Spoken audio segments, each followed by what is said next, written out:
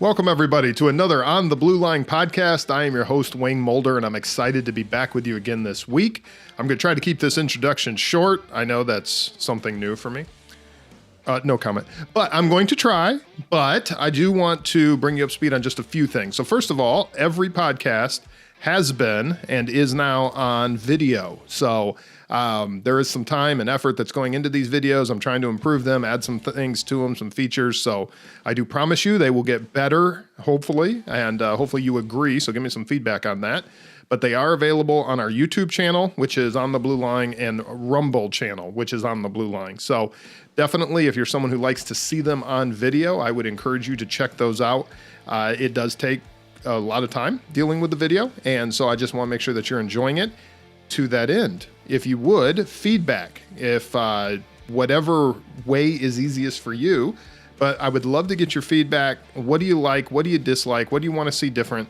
And depending on what you go over, I will be sure to mention it in a future show, or you'll just see those changes come in the future. So, and then if you would, a big help is to like, share, subscribe, whichever platform you're on, especially if you're on one of those video platforms. If you would please be sure to subscribe to the channel, to like this video.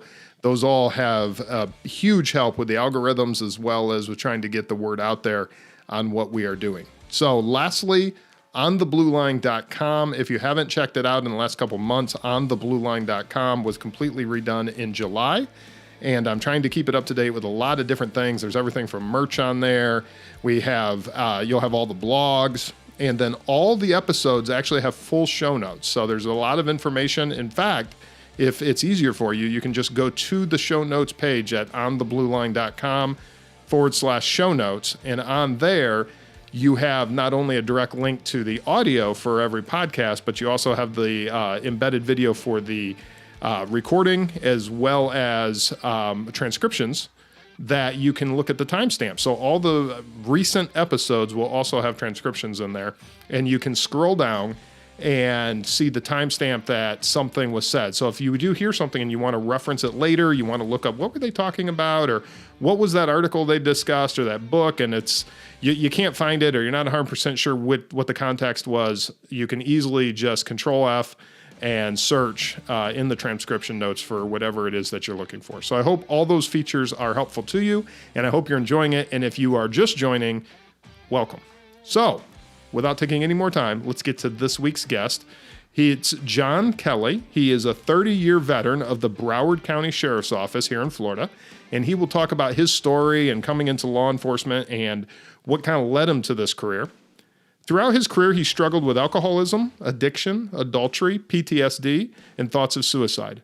John has taken his life experiences, both the good and bad, to develop a wellness leadership program for those still fighting the good fight. And we get into a lot of that. We actually just scratched the surface. So I do, if you want to hear a lot more of his story, definitely check out the book that we mentioned many times, and it's in the show notes. But without taking any more time, here's this week's guest, John Kelly.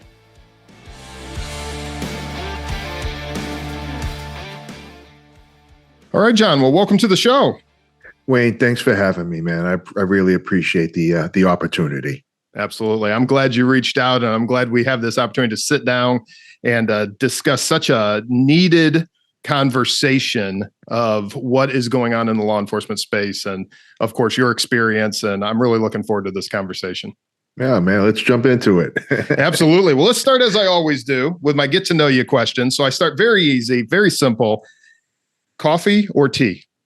Coffee. Have one right now. There you go. That is the right answer. So let me ask you, John, do you have a favorite place to have that cup of coffee? So I listen to podcasts, and I listened to one podcast. It was about health, and they said the first thing you should do in the morning is not drink a cup of coffee. You need an hour and a half, 90 minutes to let your body kind of wake up on its own natural rhythm and calibrate. So I literally, the first 90 minutes of my life every morning are staring at a cup of coffee, waiting for the time that I can start drinking it. But I have not heard this stat. Yeah. So I'm sorry that I told you this, because apparently it's based in some sort of fact.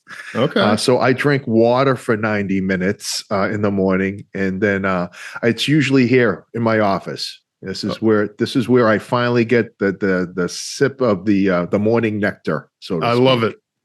Well, it seems like everybody, especially coffee drinkers, always kind of have that place they go to. You know, for some, it's sitting out on the back deck. Others, it's a beach. Others, it's a local coffee shop. So I always like kind of hearing everybody's where they go, because especially coffee drinkers have that spot. Yeah. There's never a bad time to have coffee. No, there's not. Do you, John, have a best or worst travel story? I've got a few. I was just married and we were going on our honeymoon, and something happened with the flight, and my wife, Nicole, wasn't sitting with me. And we got on the plane, and I looked over, and so I'm going to like where I was sitting, and she was just like, how does this happening? You know? And as I'm making my way to the seat, I see there's a woman there. She's a looker. And I'm like, please don't let me be sitting next to this woman. This is not the way to start out my marriage. You know, this is not good. Please.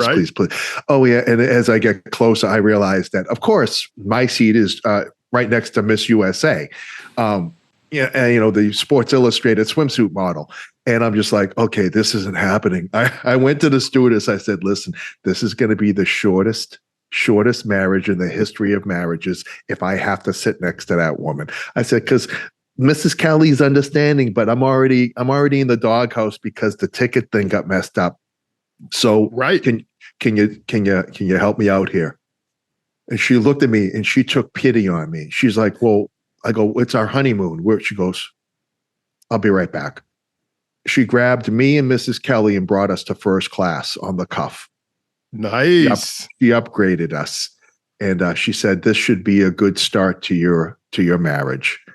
And I was like, you, Miss, if I didn't think I'd get smacked by Mrs. Kelly, I could kiss you right now, because you really, you saved me.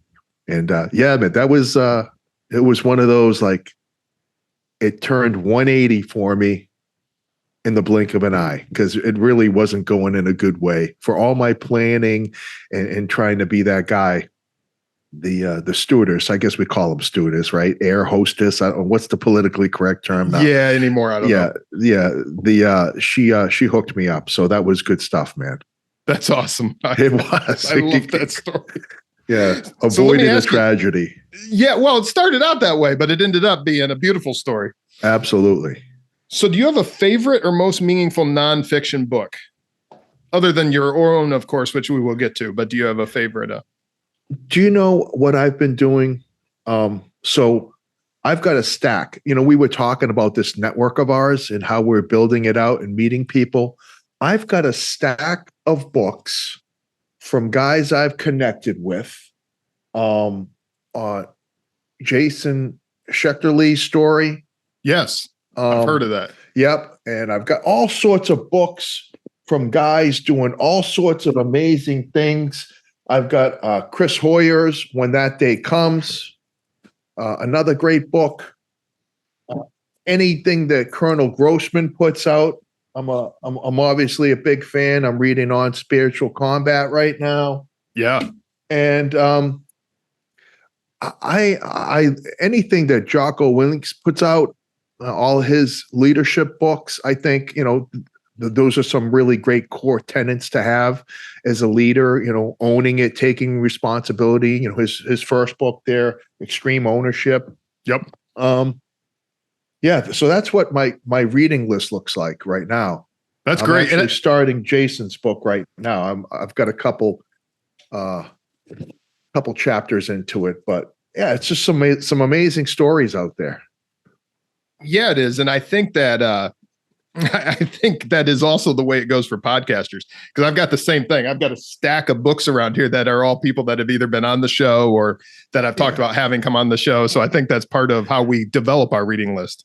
Absolutely. It's what a space to be in to actually, I mean, when in time would you have ever have met or spoke with the author of any book? Right. And the technology allows us, and this platform allows us to do that. And I just think that's pretty cool.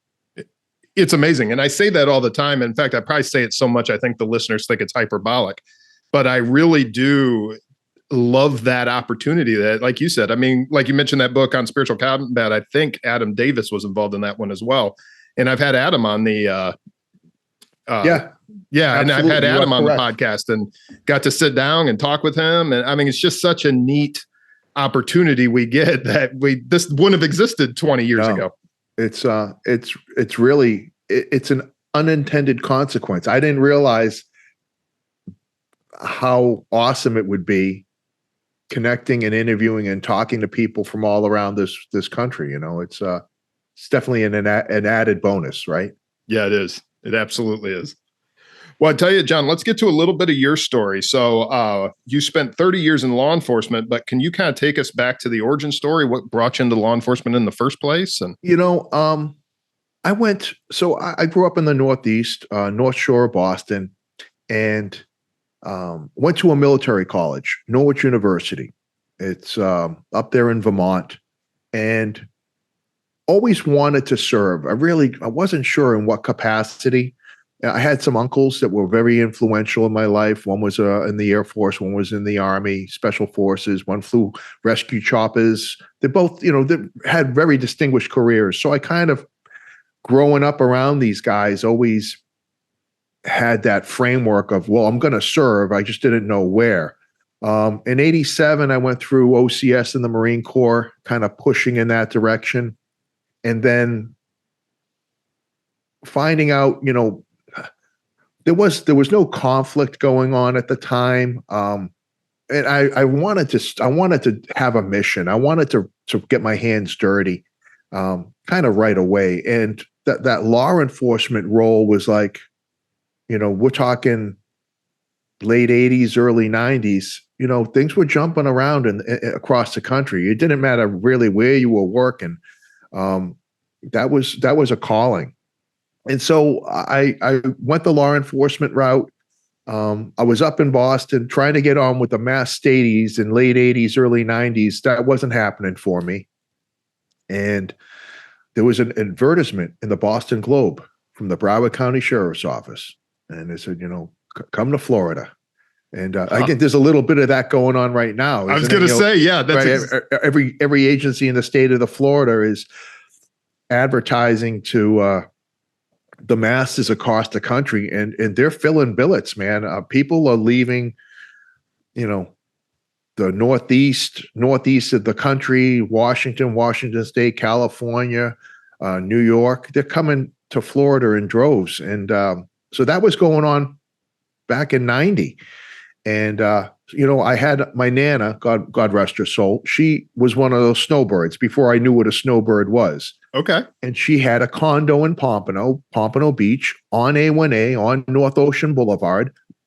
And she said, well, if you want to try Florida, John, you can stay in the condo. It's vacant, 7-8 months out of the year. And you're free to use that. And I'm thinking, condo on A1A in Florida, rent free. Let me try Florida. Let me see what's going on with Florida. Because it only takes a month of winter for that decision to be easy. Yeah. So I was like, you know what? I think Florida. So I packed up the car. I drove down here. I put my applications in like we all do with, 10 different agencies. And fortunately, I got picked up by the sheriff's office. And nice. So that was, I had some odd jobs prior to that, but I got picked up by the sheriff's office. Right about the time, and it was good, right about the time I was getting ready to go to the academy, and my Nana came down. I think it might have been over the, November, December, January time. And that was good because she actually hung around a little bit. And, living with your Nana isn't really cool. And, I've been there, done that. That's actually, when I came to Florida, I lived with Nana as well. So that's absolutely hilarious, John. It is excellent to keep you on track with your studies while you're in the academy and keeping you focused. Because yeah, Nana's tolerance for you coming in the door a little messed up at, at 3 a.m, that's unacceptable. So I was in every night pretty early studying and being, doing my due diligence when it came to being a good academy kid. So yeah, man, that was the start. That was the start back in 91. Wow. That's awesome. For those who are listening, what are some of the major cities in Broward County, or where exactly is Broward County? Broward County, think of Fort Lauderdale. Okay. Yeah, Fort Lauderdale. And it's just, so you got Dade, Broward, and Palm Beach County. Basically, Miami, Fort Lauderdale, and Palm Beach. 1, 2, 3, right up the coast. Yep. Very good. Yeah, because I know some of the listeners aren't from Florida, so just so they have some idea what part of the state we're talking on. Where cops originated from, unfortunately. That's right. Broward County Sheriff's Office was the agency that didn't use good judgment back in the day and allowed camera crews to ride with us, so that we're responsible for the mess that we see now. Right. And everything that kind of fed and grew from that. So what kind of roles did you hold in your time at Broward? Well, Wayne, when I tell you a blessed career, a lot of times when you think back over your career, you might have some regrets or, I wish I did this. From a career standpoint, I rocked it, man. I loved it. I was a deputy, a field training officer, canine handler. I worked a patrol dog for 7 years. I mean, the best job in the world was hunting. I got paid to hunt humans. I mean, there was no better job in the 90s. And so I had that job. I retired my dog, went to the detective bureau, got promoted out of the detective bureau. And then oddly enough, they wanted me to go to internal affairs as a sergeant. And I was just like, And so the guy's trying to sell me on it. He's like, "Oh no, John, this would be great." And I said to the guy's name was Joe, who called me. I said, "Joe," I go, "listen, bro," I go, "I appreciate the offer, but he goes, listen, we need somebody in there that knows what it's like to be under investigation." I said, well, then that makes sense to me. I'm a subject matter expert. Yeah, really. I go, I got it. That from that standpoint, I'm your guy. I've already been suspended a couple of times. I've got a healthy IA jacket. I said, but no, bro, because I just can't be a part of that. And so things worked out. I ended up going to training, and I went to training at a time when we were at the sheriff's office. Every 4 years, they clean house. It's an elected position. Yep. And so I worked for 7 sheriffs. Okay. And it's really hard to get into a routine. If the vision and command is really changing every 4 years, yeah, most of these projects, they take time. So you really never got a footing. And the administration back in the day that I was under, they were very liability conscious. They weren't pushing the fight. They were overly concerned about the optics of the incident and not the facts of the incident. Kind of sound a little familiar? We may have that going on again. Right. And it's just history repeating itself if anybody would pay attention. And we were burying cops back in the day at an alarming rate, at least in my own agency. I was going to ask about that stat because when I read your book, that absolutely shocked me. Yeah. So at one point it was 1 a year. Did I read that correctly? Oh yeah, 1 a year. Feloniously assaulted. That's not including car wrecks. That's not including, suicide. That's at the hands of a bad guy, 1 a year. And it's insane. It was insane. And the new sheriff came in and he was like, we need to stop going to funerals. Yeah. That's the mandate. And I got brought in with a few other guys, and they said, we're going to develop a team of subject matter experts, not because they're well learned or versed in anything, but because they have experience. that they're respected by the guys. And that's the one thing I had going for me, is because I had been on patrol my whole career. I had been in K-9 my whole career. I'd been countywide. I'd been in hundreds of critical incidents. So there was if I told you this is what we're going to do, and this is why we're going to do it, there was almost an immediate buy-in from the troops, because, well, fuck, that's what this is what we're doing then, and because it was tested, it was true. And the team we built out were all guys that were involved in critical incidents, all been in shootings, all in all sorts of incidents and areas of expertise. I had a SWAT guy who was a bunch of shootings, but I mean, he was our small unit tactic guy. I had a hand-to-hand guy that was, the most humble, unassuming guy you'd ever meet, but deadly with his hands. I had another guy that was just, so well-rounded that there wasn't anything that he couldn't do. I mean, so we assembled this team from all these guys that have been terminated, fired, suspended, gotten their job back. This was like the bad news bears of, the Broward Sheriff's Office Training Division, myself, Zach, Danny, and Steve. And we later added a guy named Mike and Ian. And like, we were this like misfit band of guys, but when we came together and we delivered some realistic, no BS, do whatever it takes to go home kind of training. And it wasn't about surviving. We were like, surviving. We are winning. Survival is no longer a word in your vocabulary. Survival is the words of a victim. We are winning. We are taking the fight to the bad guy. And that sense of empowerment, we were in training for 7 years, and not one did we lose one deputy in those 7 years at the hands of a suspect. That's awesome.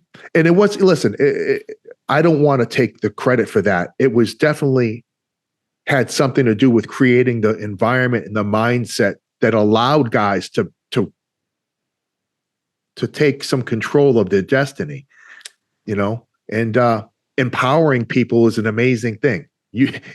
Once you do that, everything else seems to take care of itself. Our motto was swift, violent, decisive action. I love that. Yeah. I've got it in my challenge coins behind me. I've got 4 challenge coins racks, and each one swift, violent, decisive action with a unit logo that I worked for at the time. And, the command was ecstatic. Yeah. They were like, our budget, whatever we wanted. Yeah. Because it was a priority and a necessary one. Whatever you need. And we made training fun. And I know, how do you make in-service training fun? Well, you go, well, what do I like to do when I go to training? Right? We had some humor. We didn't take ourselves too seriously. We were goal oriented. So if we finished what we needed to do in 6 hours, then we didn't give you busy work like we were in kindergarten. Right. If it took us 9 hours, then you stayed 9 hours. We worked to the objectives.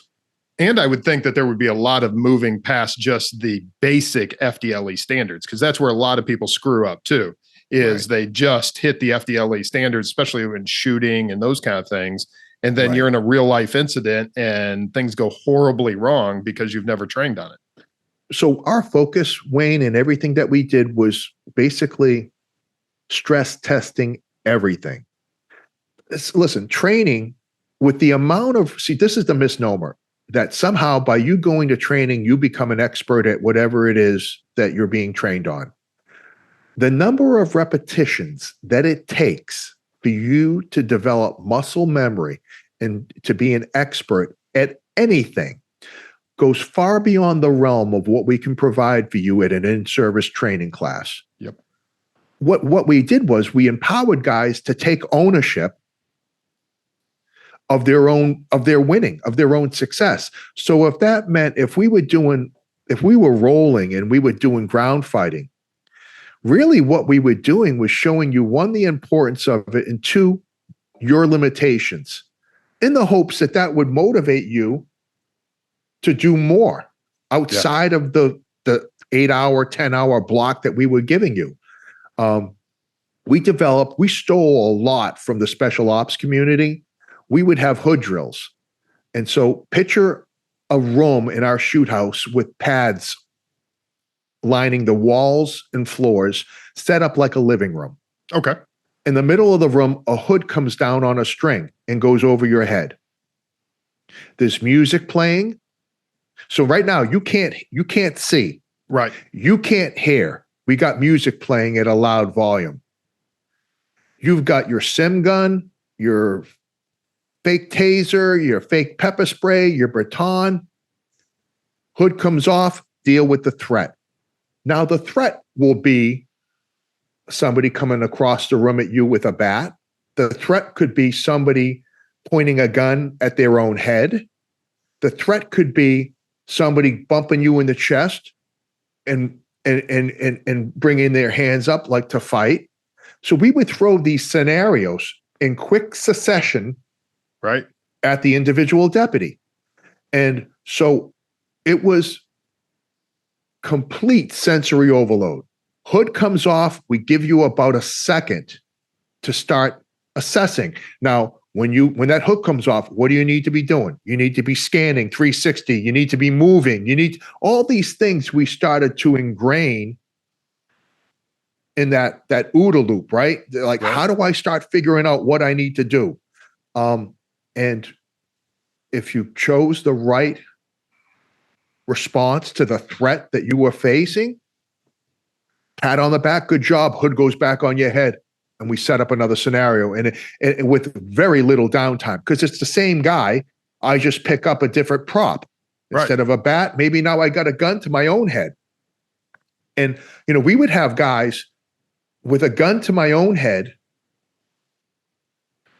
Put the gun down. And then I'd go like this. Right. And then, all right, what did we learn here, man? That as much of a threat as you think I am to myself, I'm more of a threat to you. Yep. And holy shit. Everything was built on like learning real time.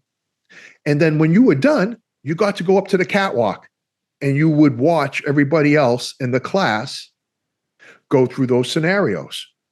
Wow. Yeah, which is powerful. I have that advantage as well. We have a shoot house now at our agency. And so now you just learn, all right, man, I'm not going to do that again. All right. And we put you through 3 or 4.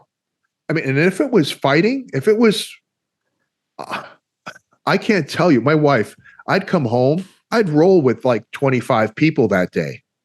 And listen, I'm not, I wasn't young then, and I'm certainly not young now. At least I don't have the back of a young person.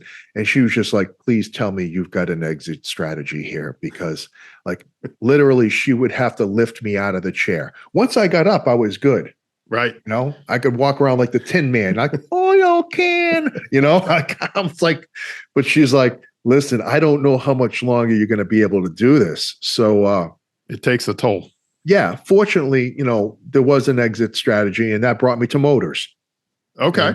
And, motors was I got to peek behind the curtain and see how some things were done. Worked with the Secret Service extensively, and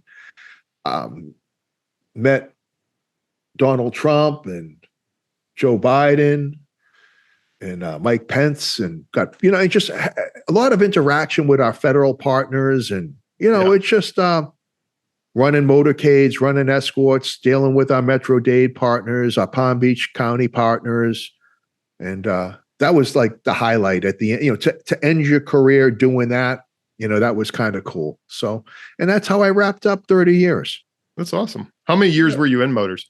Was that like a 4 to 5 year thing, or? That was like, I think another like 7 probably. Okay. Yeah. Like another 7 years.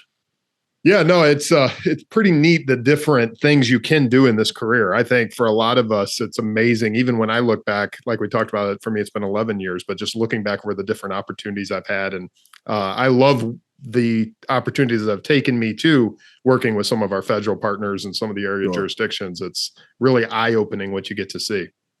There's really, listen, for all the good and the bad of the profession, I've always found that like right around the 5-year mark, man, I get the itch. It's not the 7-year itch, man. Yep. It's the 5-year itch.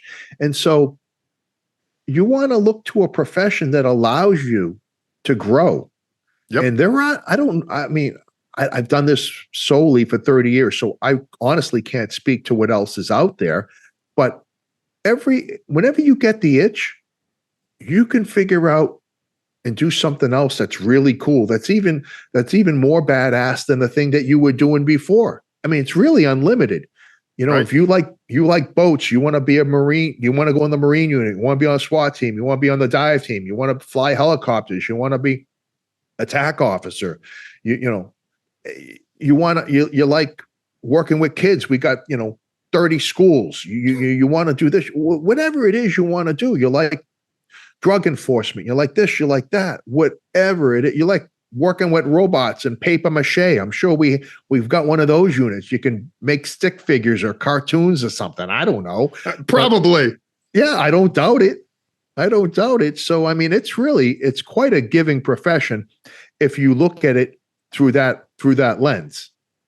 I couldn't agree with you more. And I definitely, not only are there all these different opportunities, they're all like completely different opportunities. So like in each position that I've been in, it's like, well, this is completely different than anything. In fact, sometimes going back and having to remember how to do something you did 8 years ago, it's like, now how did I do this again? But exactly, that's part of it. Yeah. And you know what? Honestly, I think that's what allows you to stay in the game long term, is that, listen, I mean, there are people that are perfectly okay with and happy with being a patrolman for their entire career. And that's great. I mean, that's right. But if they want to challenge or do something outside of that realm, I mean, there's no other profession out there that'll allow you to have that diversification of experience. Now, it does come at a price, It does. It's not free. It's not free. And if you're not smart about it, it can take a toll on you. But I guess that's why you and I are here, right? So guys, that's be smart about it. Why we're here and exactly the direction we're headed. Let me make one other quick pit stop on the way, though. I want to bring up something. When you talked about your time in training, there's something you touch on, and it'll obviously be linked up and we're going to talk more about it, but you have a book, Surviving Self-Inflicted Wounds, A Deputy's Life of Redemption. But in that book, you talk about having a warrior mindset. Can we talk about that for a moment? Because I think we're in a time that this is getting completely lost, and tragically so. Right. So this is what happened, Wayne. Under Eric Holder's Department of Justice, the mantra was, our cops, every time the law enforcement got a military surplus vehicle for $500 instead of spending $500,000, anytime an agency got a Bearcat or a vehicle to allow rescue, there was a segment of the population that was up in arms that we were militarizing our law enforcement, which, by the way, is a paramilitary organization, but we won't talk about that right now. Right. And so this overly concerned, supercharged environment, and then add to that a couple of high-profile incidents. Now, mind you, millions of interactions a day with nothing but positive outcomes. Right. You have one high-profile incident nationally every 6 months, and the whole profession's shit. We're all racist, we're all warmongers, and we disrespect everyone we meet, and what are they doing? Yep. So under Eric Holder's DOJ, there was a push, and a successful push at that, to remove the warrior culture or mindset from law enforcement and replace it with a guardian mindset. And everybody says, well, we are really guardians. And so, and I don't shut people down when they say that, but herein lies the problem. There's a misnomer about what it means to be a warrior. A warrior is empathetic, intelligent, caring to a fault. Yeah. A warrior is a tactician. It holds himself to a level of excellence that you will never be able to hold him to. Right? These are the tenets of being a warrior. It's not some mindless knuckle dragger that looks forward to kicking somebody's teeth in. Quite frankly, it's the opposite. And so words matter. And if you don't know what you're defining, then that's a problem. So there's this big push for us to be less military, aligned, for us to be less intimidating and more welcoming. For us, I mean, we can be a warrior and do all of that. Right. I'll submit to you that all the warrior needed was a little tweaking. But we're in a situation now that we've pushed so hard from our elected officials and our command structure to not be a warrior, to be this guardian, that we've forgotten what the mission is of this profession of ours. Our mission is to hold the line, to uphold law and order and protect people that can't protect themselves. A warrior does that. And we've got a situation in our schools, we've got a situation in our streets, we've got a situation in our neighborhoods where the criminal element is laughing at the guardian. Because the wolf fears the sheepdog. But if you've just recruited a bunch of poodles, the wolf is laughing. Right. The sheepdog has a role. The sheepdog is there to protect the herd, to protect the flock. And you just can't become a sheepdog overnight. It's a culture that gets ingrained in you. And so what we've done is we want the warrior, but we don't want the baggage that comes with it. Well, I would argue that there is no baggage that comes with it if you train the warrior the way it's supposed to be done. That we're hoping and praying that the warrior will show up when we've done nothing to promote that culture and mindset. And so you've got a situation. I've always said it's so much easier. You want to talk about de-escalate? Right now, our command and our political geniuses want you to de-escalate before you even know what's going on. They want you showing up in a de-escalated manner. Right. I've always been of the mindset that I treat every person that I don't know as the person that could potentially take my life. Right. Yep. And until that's proven otherwise, I'm going to conduct myself in a professional manner, but one that's mindful to the threat. And so once I determined that, it's Wayne, I know I can dial it. It's so much easier to dial it back than it is to ramp it up. Yep. And safer. It's much safer. It's safer for everybody involved. Yeah. When I got out of the car and I came up to the corner, I was ready to rock and roll, man. But you assess, you go through the OODA loop, and you change gears in a matter of seconds. Like, what's going on, fellas? Hey, I got a call. Is everybody good?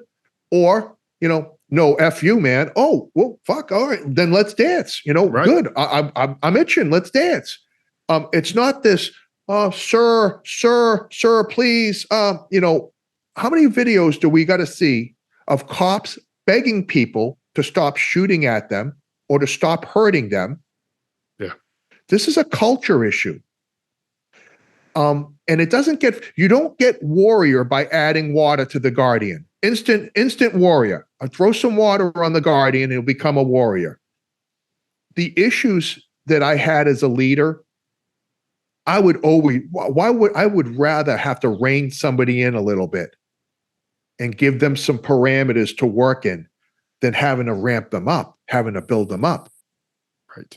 And that's what we want. We want guys to go to scenes that require a warrior and then somehow magically find the heart and the fortitude to do a warrior's job. Right. And that doesn't happen that way. And so one of the biggest disservices our politicians and some of our upper echelon leaders have done that have actually bought into this nonsense, they're responsible for getting more guys hurt. They're responsible for more civilians getting hurt. Because at the end of the day, the job demands you to be a warrior. It demands you to have command presence. It demands you to have empathy, to be fair, to be honest, to have integrity. It demands you to be excellent at your craft. Yeah.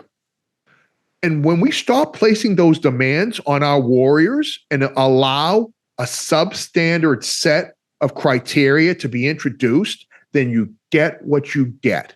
You get what you expect in that regard. And that's why, now listen, let me say this before I end up getting a bunch of hate mail and people end up wanting to beat me up at Publix. There are a bunch of guys out there who haven't bought into the nonsense, who train hard, who are constantly polishing their skill sets, who spend time on the range and they spend time at rolling on the mat and working their stand-up game and their BJJ, and they are seekers of knowledge and they're constantly striving to be better, right? Those are our warriors that are keeping this thing together. They're out there. Yep. They're out there. And if they weren't out there, it would be a complete breakdown and collapse of what we have right now. But look around. They can't do it by themselves. We're losing the battle on this. And so it's going to take somebody waking up and going, we tried this. We tried the Guardian thing, and there's been some unintended consequences. Right? We listen, and it goes like in line with, I know this is going to piss people off, what it means to be a man. I know we're not supposed to say that, but God damn it.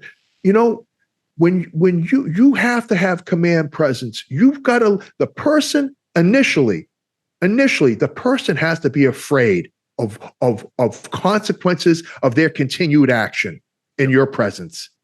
They have to know an ass whooping's coming. They have to, because the absence of that is anarchy. Yep. It's what we're seeing in the media right now. We're seeing it. I don't have a crystal ball. It breaks my heart when I watch it unfold. And then you've got cops that are not only second guessing their internal belief system and their appropriate reaction to incidents. I watched a video of I think he was a Secret Service agent. He ended up yoking somebody that was jumping in front of a motorcade. And there were a bunch of cops that turned their back on him while he was rolling around with this woman. They turned their back. They were like, well, if I don't see him fighting with this lady, I don't really have to help. This was a dynamic. Wow. This was 2 months ago. And I was just like, why is he the only one? And that, and this guy, he had his hands full to begin with. Then it's like his gun fell out of his holster. It was just a shit show. Yeah. But at what point did we get in our career where we were more afraid of politicians than suspects? Yeah. That's what we got going on now, Wayne. We are, because you know what? They've said, listen, if you step out of line this much, we're taking your job. Yeah. We're gonna make an example out of you. And so that hesitation, you're thinking about all the things that you should not be thinking about during a critical incident. Yeah. Do I go? Do I stay? Do I jump in the fight? What if I, swift, violent, decisive action? I've got it on a challenge coin, man. And I would love to be able to give it out nowadays but I'm not seeing it. Yeah. I'm not seeing it. There's a small segment of the law enforcement community that's still fighting the good fight, that's doing their damnedest, man, to keep this thing together. They just need the support of everybody else. Yep. And it needs to be pushed. And I like how you make that dichotomy, that we're not saying a warrior, because I think sometimes you get this like alpha male thinking when you have these conversations. And so people are like, oh, like you said, the whole knuckle dragger thing. Right. That's not what we're saying. It's more in line with the warrior poets of Scotland, who are just as vicious on the battlefield, but have a heart and understand the empathetic side of what we do. And you absolutely have to have both. And we're seeing it. I like how you mentioned it, because it's very true. We're seeing it as far as masculinity as well. So in fact, I have a guy on the show. It's going to be 2 weeks before this one releases. And we had exactly this conversation on how, we pretty much are, we want the effects of having strong men, or in this case, strong law enforcement officers, warriors, without, like you said, the baggage or what it takes to develop that in somebody. And it's just crazy. Yeah. And you know what? It'll come back. It's just going to take the right people. When I mean the right people, I mean the wrong people. It's just going to need a few more politicians becoming victimized. It's going to need a few more black eyes, unfortunately, for this profession, and not in a good way. We're going to have to fail a few more times before everybody realizes that this trajectory that we've been on has had real consequences. Yep. And that it's completely within our power to change the trajectory of this profession. And it's intelligent based. It's not, and it's just all the things, who suffer. This is the thing that kills me the most, and then I'll shut up. You know who suffers the most with the absence of the warrior?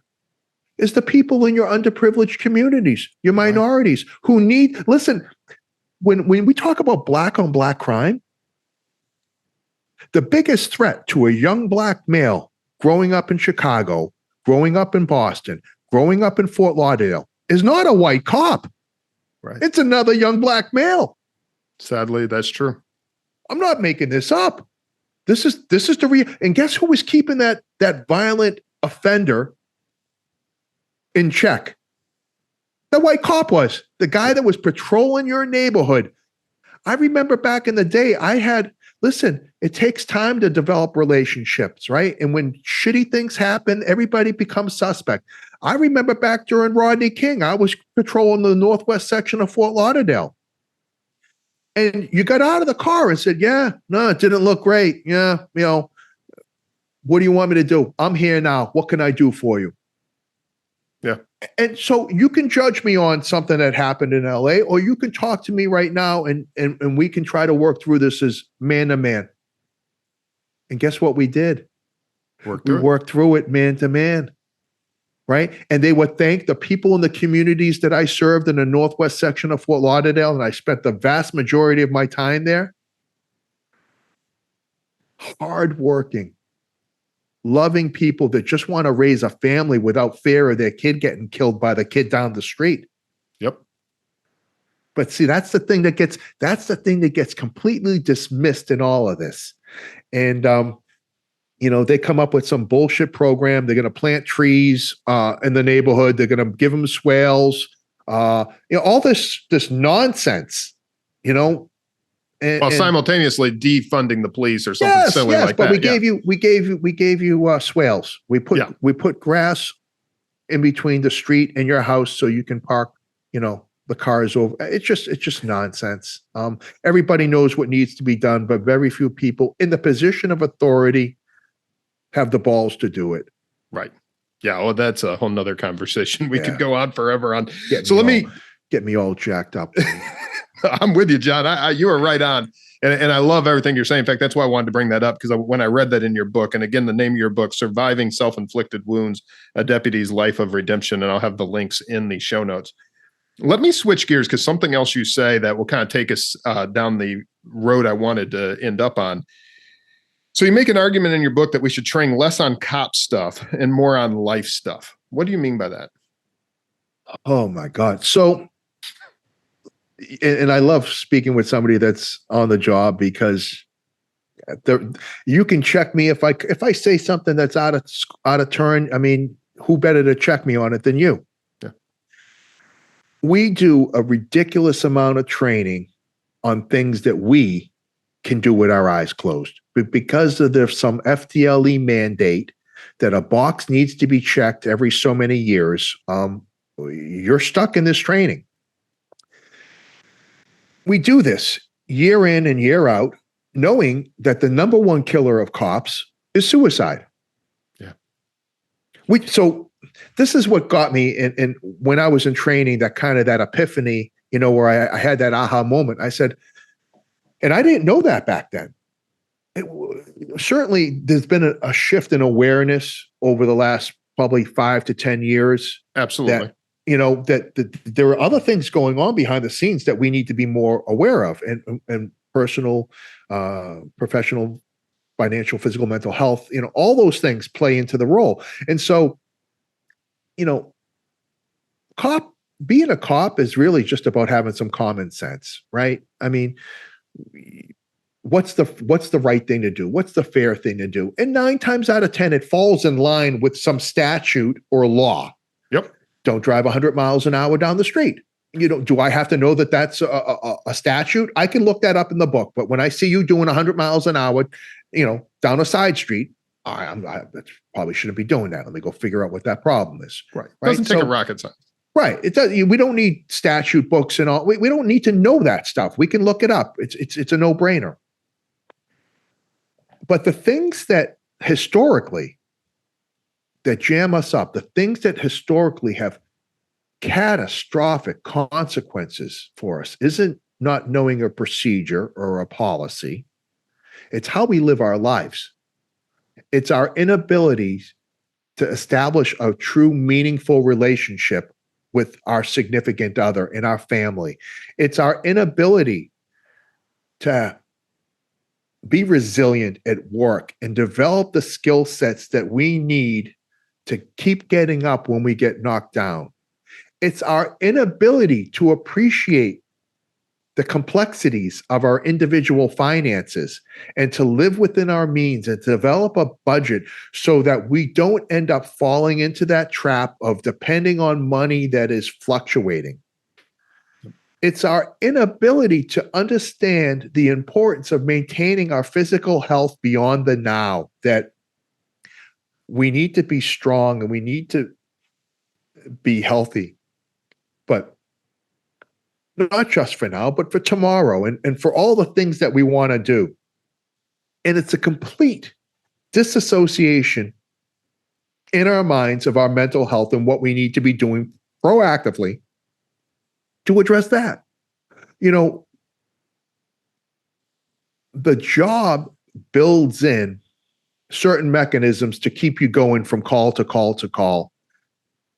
So you can do a job, quite frankly, that is demanding and emotionally draining as this one can be.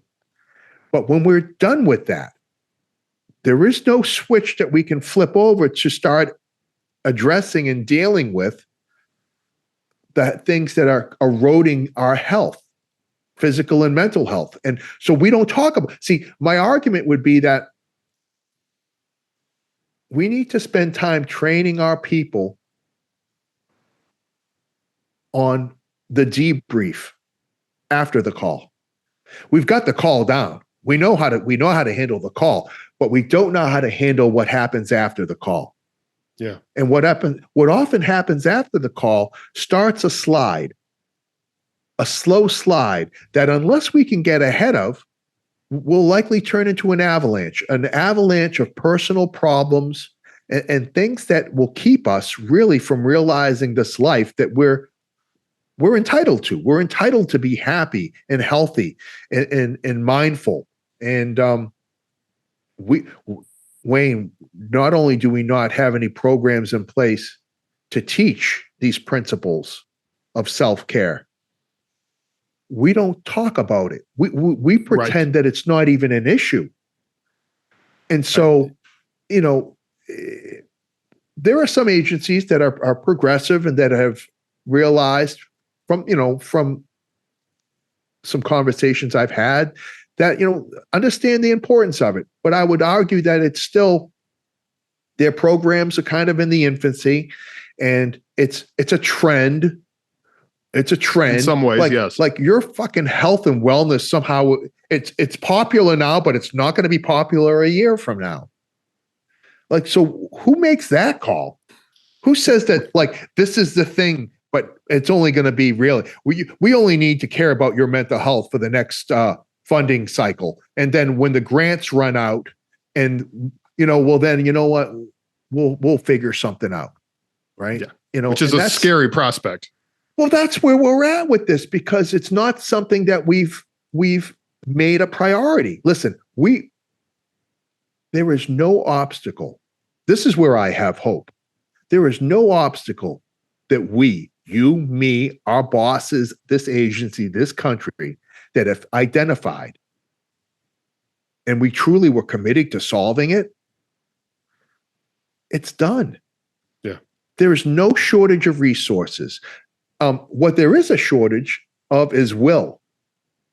Yes. And so what you're doing is part of that will, is part of that education, listen, I don't care how it gets done, man. I don't care if I have to shame people into getting help. I don't care if I have to shame bosses into providing services. Yep. At the end of the day, I made it to the end. I could go out back and jump in the pool. I don't give it, I'm perfectly in a position to do that. But there's too much unfinished business, man. Yeah. Too many people that you and me care about are in the middle of this. And the prospects of them getting out aren't any better than they were when we first got in. Right. We're not getting better at this. No. We're not, the continuum, we're not getting better. Certainly not fast enough. I don't even want to know that we're better off. I think if you start looking at, I think it's suicides this year, we're at 88, I think was the last number I saw. Yeah, it's high again. I don't remember the exact number. We're at half, I'm not a mathematician here, but we're about halfway mark in the year. Yeah. And so, but these are topics that there's no black and white. What's different for you, it's different for me. But I will tell you, now that you get me all jacked up about suicides now, so we know that the number one cause of death for the first responder is suicide. Yeah. For every bad guy that kills one of us, 3 of us take our own lives. I was gonna say there's a 3-to-1 ratio is what I saw from the statistics in your book. And that's just, I'm not talking, somebody's going to point to COVID deaths and listen, stop. Right? Don't get me on that tangent. Okay. It's not I'm sorry for your loss. He was a good guy and that's really sad, but he caught a fucking cold. All right. And he died from it. And it's sad and it's shitty, but he didn't go down in a blaze of glory, taking out the robbery suspect or, we got different categories. Yeah. Their service isn't any less, but the means of which they passed is different than somebody that gets feloniously assaulted. I hope our listeners can agree upon that. I think so. I mean, we did lose several. I lost several guys that I knew well, friends to COVID. Yeah. But you are right. That and traffic. I mean, they all are a little different than being involved in a shooting or felonious assault. And that's where I like to draw the distinction, because if that's the case, then anybody who dies that was ever employed should get the flyover in the 21 gun salute. Yeah. Regardless of the way they died. And that's almost like everybody gets a trophy thing, Yeah. I don't think we want to go that route. I think that the guy that whose life is taken from a bad guy in his attempt to thwart a crime, I think that ceremonially, at least, that deserves something different than you catching something. Yeah. I wouldn't disagree with that. That's just my perspective. Yeah. And I think in some ways what we're doing, what you're doing and what I'm doing and many like us is kind of taking that in an opposite thinking. So instead of focusing on the death, we're actually doing the opposite, where we're trying to promote the type of lifestyle changes and so forth that help people live the type of life that they can live. Absolutely. And Wayne, to that point, so we say you're more likely to kill yourself than to die at the hands of a suspect. Yeah. Statistically, which is absolute insanity. So there was a woman, Dr. Olivia Johnson. She was a police officer, a research analyst. She's an extremely intelligent woman. Olivia Johnson, Blue Wall Institute. She's working and partnered with another company right now. I think law enforcement research. She's really super sharp. And she came up with the 10 fatal. And there are 10 different circumstances that have all surrounded the deaths, the suicides of our first responders. And it's financial issues, health issues, the breakup of a relationship or divorce, under investigation, all these, this 10 of them. And so I started getting informed, right? I always, for a long time, I didn't realize the impact our personal lives had in this role. Think about this. If the number one component of resiliency in this job is our families, like that's our support network, and we destroy that support network by the way we conduct ourselves, half of the suicides are the result of a breakup or a divorce. Right. This is all self-induced, Wayne. We're the reasons why that situation gets created, right? Because we're not taking care of ourselves. We're not having discussions with our loved ones. We're not living within our means. So it's this cycle of self-destruction. And so when I come home from work, and I don't discuss, and when I mean discuss my day, I don't give details, right? But when I just go, yeah, fine, and I lock myself away, and I disassociate and I distance and I completely unplug. How long is a spouse supposed to accept that? Right. How long is somebody supposed to live like that, right? And then you go, oh, she doesn't understand. Oh, she doesn't fucking understand because you don't talk to her. Right. But well, fucking bitch, she doesn't understand. Oh, well, okay, great. So you've had some heart-to-heart conversations about no, we don't do that. So we think we're protecting when we shield our family from what we do. And we don't need to delve into the specifics of that crazy call. But what we do need to communicate is, hey, you know what? I had a really lousy day today and I saw some things that I wish I didn't. I'm going to need an hour when I get home. Yeah. I'm going to need to shower. I'm going to need to just be with my thoughts for a minute. And then, then I can be dad. Is that cool? Right. And so, but that's communicating. Exactly. Right. So I didn't give my wife or my daughter the nuts and bolts of what my trauma was. I don't want to share. I don't want to spread trauma. Right. Create secondary or tertiary trauma. No, but I can certainly let them know what's going on with me. Right. And so that starts the communication, and that strengthens. Now your spouse is your partner in this. Like, and eventually we get to a place where, we're building a stronger connection just by having that conversation without going into details. And that's I spent a lot of time when I do my seminars and my talks talking about relationships. And I say, I don't have any formalized training in it, but I have, despite my best efforts to destroy my marriage, my wife wouldn't let that happen. So there are some real-time lessons learned through some of the things that I did, my failures as a man, my failures as a husband and a father and a friend, that I've learned from. And I'm blessed enough to be able to right wrongs that I've committed.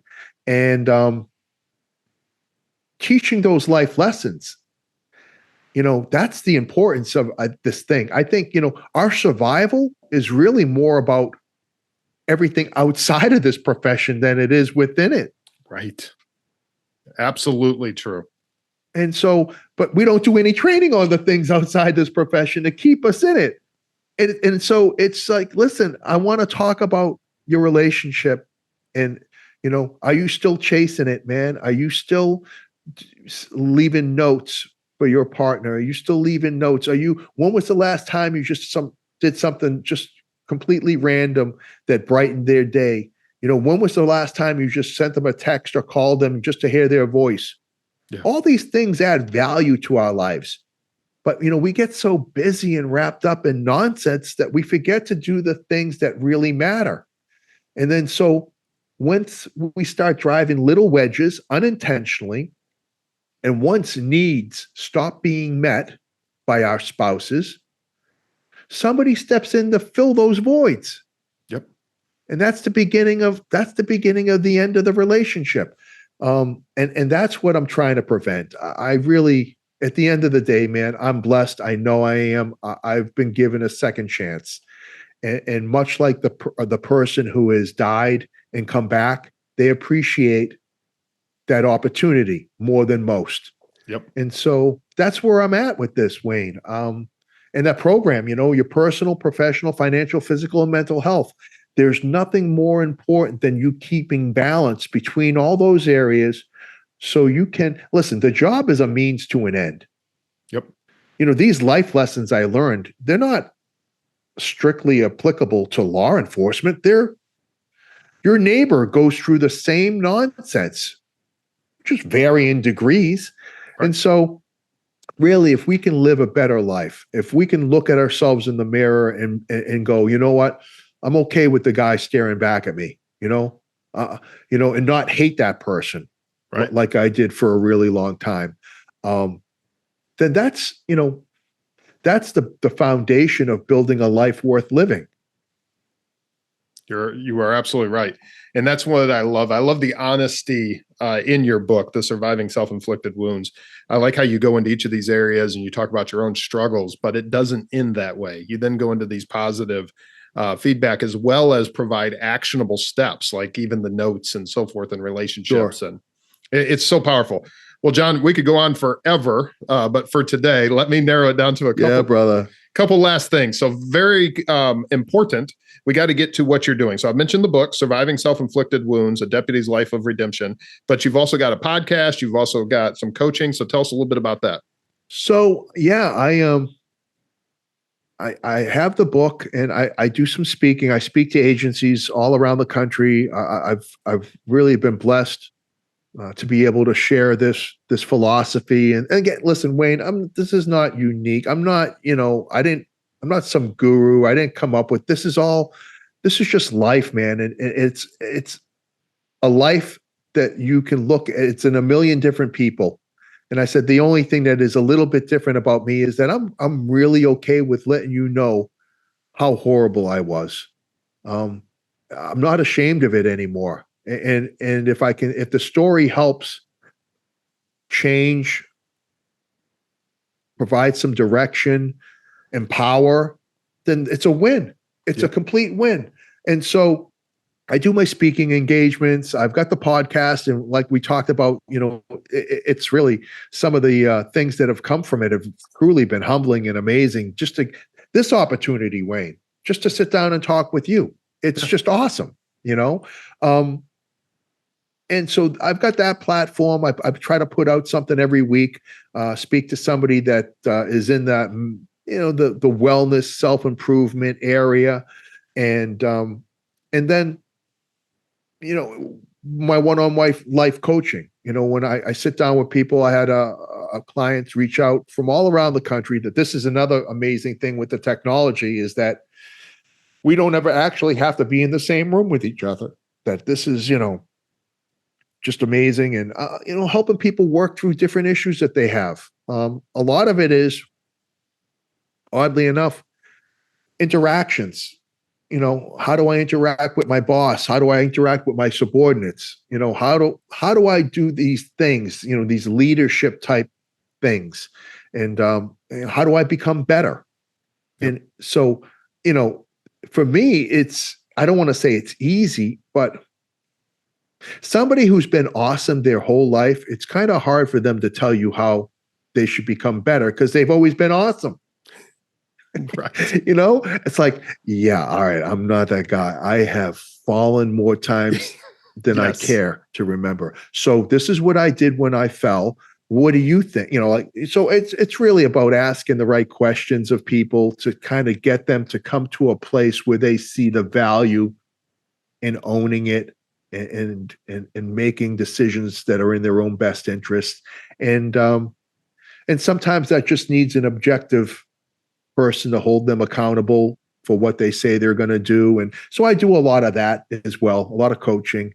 I enjoy that because I like when somebody comes to me and they say, I don't really feel confident about this or that, and then in a matter of a few sessions, we've reframed some things on how they look at themselves. And, it's nice to see somebody, stand back a little bit and put their shoulders back and speak about themselves in a positive way and not this self, defeating type way. So right. A little bit of everything, brother. Yeah, it's so powerful. As many have said, but it's that whole finding your message in your mess. That's where it's at. If everything was perfect, if it wasn't for, so I've failed businesses and some of the other things I've had, I wouldn't have a story, but that's what gives it to us. All right. So they can get more information on all of that, the coaching, the podcast, and the book at lawenforcementlifecoach.com, lawenforcementlifecoach.com. Is that correct? That is 100% correct, Wayne. Let me ask you my final question that I ask every guest that comes on here. We've talked about a lot of different things, but I like to ask this one to kind of boil it down to the most important, if you would. So what is the one takeaway, the one thing that law enforcement officers can do today that will make a difference in their personal life? They got to care. They got to care. They got to care about themselves, man. See, this is the thing, Wayne. We spend an entire shift caring about everybody else. That's what we do. And at the end of the day, we forget, whether it's intentionally or not, we forget to care for the most important person in this whole damn thing, which is you. You got to care about you more than you care about everybody else. And it's not selfish. It's self-care. It's that if I want to be the husband and dad that I want to be, I've got to be right. I got to be good. I got to be firing on all cylinders. I can't be fucked up. Excuse my language. My life can't be a mess if I'm going to be the best dad that I want to be. I can't be the best husband or friend or partner or coworker if my life's in turmoil. So I need to take care of me. And that doesn't have to happen. That doesn't mean I go to, I go on a sabbatical, and I disappear off the face of the earth. That can happen right now, today. Yep. That you can care for yourself and not at the expense of caring for others, but you need to make yourself a priority. That's great. That is absolutely wonderful advice. And I'm glad you touched on that, because that was one of my questions I had for you, was the whole, is it selfish to take care of yourself, that we didn't have time to get to. So thank you. That was wonderful. Oh, it's my pleasure, Wayne. John, thank you so much for coming on. I really appreciate it. For all the listeners, it's lawenforcementlifecoach.com. John, I wish you the best with what you're doing, and thank you again for coming on. It's been my pleasure, Wayne. Thanks for having me. Perfect. Thank you. All right, sir. Awesome. And that does it for this week's The Interview Room. I hope you really enjoyed it. Another great guest will be with us again next week. We have a great lineup for you here over the next few weeks and on through the rest of the year. So you're definitely not going to want to miss a single episode. We also have Morning Roll Call, which typically comes out on Monday mornings. However, I may change my mind, and who knows? It could come out a different day of the week. But Morning Roll Call, check that out as well. That's just me talking to you, and it gives us a few minutes to go over something, anything from news or something actionable that matters, hopefully, to you. One last favor, please, please, please, whatever service you are looking at or whatever service you are watching this on, you're listening to this on, please leave us a rating and review. 5 stars, that would be the appropriate number of stars. If for some reason it's not 5 stars in your opinion, or if it is, tell us why. We would love to hear it. I would love to get your feedback. In fact, I'm going to start reading some of these reviews on the air. I've been looking at some of the ones on Apple Podcast, and thank you for the phenomenal reviews. And thank you all for taking the time to listen to this. I hope you're really enjoying it. You all have a safe week out there, and I will see you next week in the interview room. I will see you next week in Morning Roll Call, but in the meantime, I'll see you on the blue line.